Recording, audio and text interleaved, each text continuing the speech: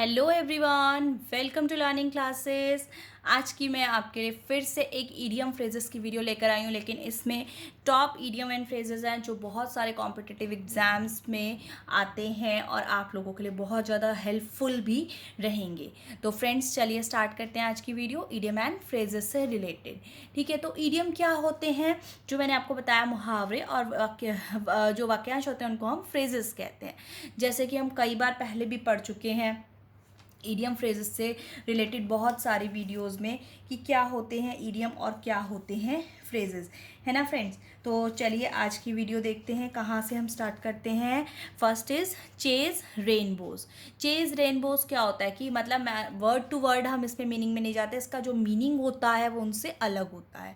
ठीक है, तो चेज रेनबोज में क्या होता है कि रेनबो को आपको चेज करना है? नहीं, रेनबो को चेज कर नहीं पाते हम लोग, है ना। तो टू परस्यू अनरियलिस्टिक ड्रीम्स और गोल, ऐसे ड्रीम्स, ऐसे गोल जो अनरियलिस्टिक है, जिनका पूरा होना बहुत मतलब पॉसिबल नहीं होता, रियलिस्टिक बात नहीं है। ठीक है, बहुत मुश्किल हो जाता है या फिर हो भी नहीं पाते हैं, तो उस केस में आप कह सकते हो कि चेज रेनबोज। ठीक है, आई नो, एग्जाम्पल देखेंगे। I know you want to become an actor, मैं चाहता हूँ कि तुम एक्टर बनना चाहते हो, but I think you should stop chasing rainbows, but तुम्हें रेनबोज चेज करना छोड़ देना चाहिए। क्यों? क्योंकि एक्टर बनना कोई आसान चीज़ नहीं होती है, बहुत सारा टाइम लगता है, बहुत सारा समय लगता है और बन भी नहीं पाते हैं बहुत सारे लोग तो बहुत बहुत साल कोशिश करके। तो उस केस में क्या होता है, तो इसलिए उसको शायद कोई सजेस्ट कर रहा है कि आप जो है रेनबो चेज करना छोड़ दीजिए, अनरियलिस्टिक ड्रीम्स को मतलब छोड़ दीजिए। ठीक है, next is my mind is in a fog. My mind is in a fog भी एक बहुत ही चर्चित ईडियम है जो बहुत लोग यूज़ करते हैं।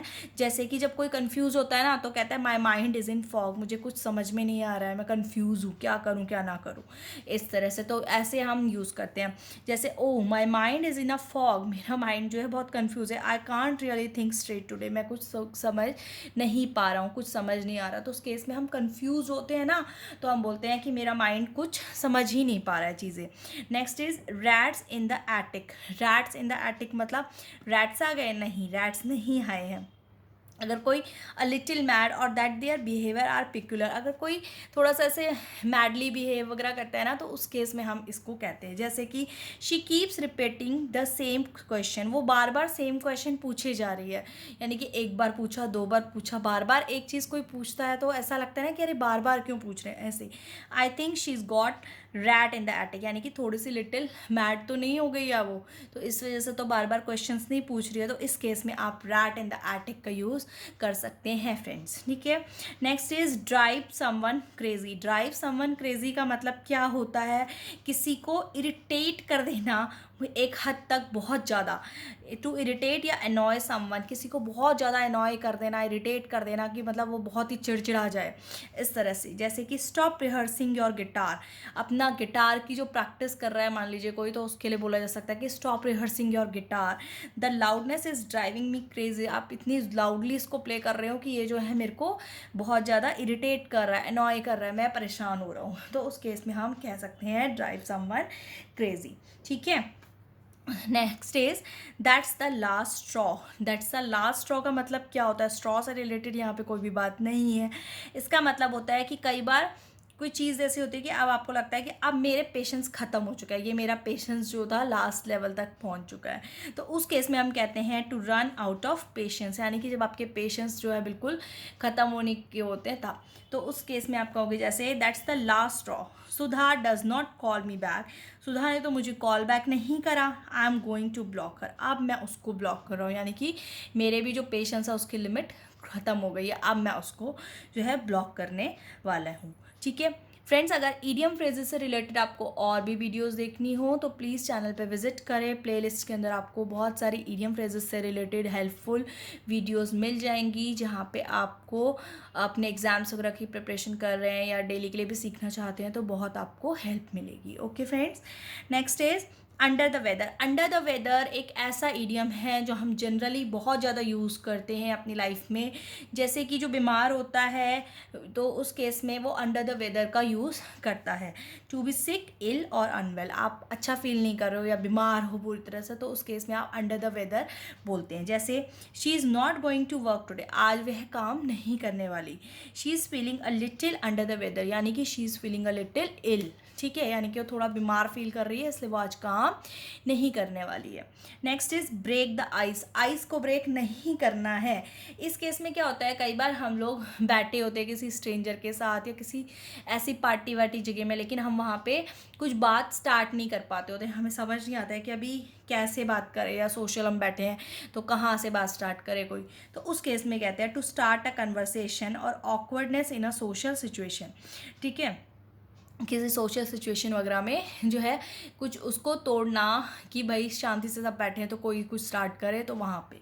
तो Zaid told a joke to break the ice at the party, उन्होंने कन्वर्सेशन स्टार्ट करने के लिए, शांति जो है इतनी हो तो बात स्टार्ट कहाँ से की जाए, तो एक जोक बोला जिससे कि क्या हो, कहीं से तो कन्वर्सेशन स्टार्ट हो, बोलना बातचीत वगैरह कुछ स्टार्ट हो।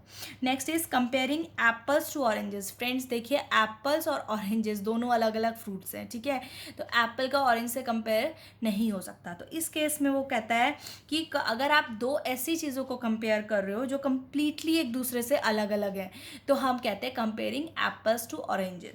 जैसे कि comparing things which are completely different, जो एक दूसरे से बिल्कुल ही अलग अलग हैं, ठीक है।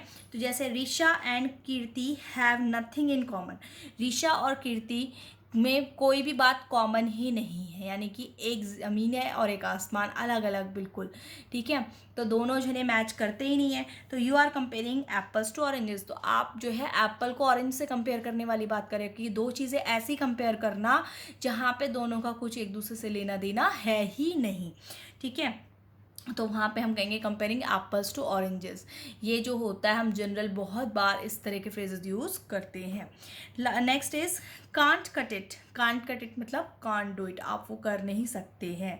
जैसे Divya shouldn't be working here, Divya को यहाँ काम नहीं करना चाहिए। She just can't cut it, यानी कि she just can't do it, वो यहाँ पे काम नहीं कर सकती है। वहाँ पे कुछ ऐसी सिचुएशन हो सकती है जो वो नहीं उसको लगता हो कि यहाँ पे किया जा सकता है, तो इसलिए उसके लिए बोला गया कि वो यहाँ पे काम नहीं कर पाएगी। Next is black sheep, black sheep बहुत बार बोलते हैं हम लोग अपना, तो ब्लैक शीप मतलब फेक एक्टर्स, यानी कि सब लोग हों और एक कोई उसमें से अलग हो और फेकनेस हो उसमें, अलग है मतलब झूठा है वो, तो उस केस में get rid of black sheep if you want to succeed, अगर आप सक्सीड होना चाहते हैं तो जो फेक लोग हैं, नकली लोग हैं, उन लोगों से आप दूर रहिए, then only you will be succeed, तो आप तभी सक्सीड हो सकते हो। फेक एक्टर्स यानी कि जो फेक होने का दिखावा करते हैं ना, इस तरह के जो लोग होते हैं उनसे। ओके फ्रेंड्स, अगर इडियम फ्रेजेस से ये रिलेटेड ये वीडियो आपको पसंद आए तो लाइक करें, शेयर करें, चैनल लर्निंग क्लासेस को सब्सक्राइब करें, और इससे रिलेटेड बहुत सारी वीडियो चैनल पे उनको एक बार जाके विजिट करें। Thank you.